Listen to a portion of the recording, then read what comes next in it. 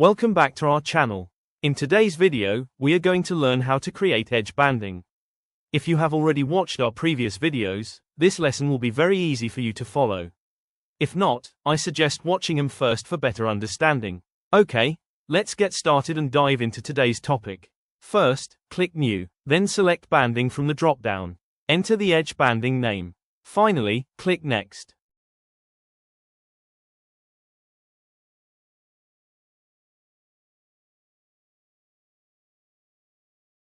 Here, you can select the unit of measurement and set the thickness of the banding. Once everything is set, click Next to continue. Here, you can select a similar color. If you have a texture, you can select it by following the steps shown in the video. After that, click Finish to complete the process.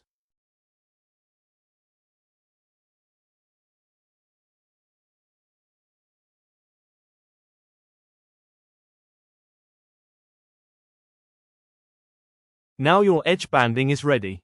It will appear in the list. Once again, go inside and check that all the settings are correct. Follow by the video.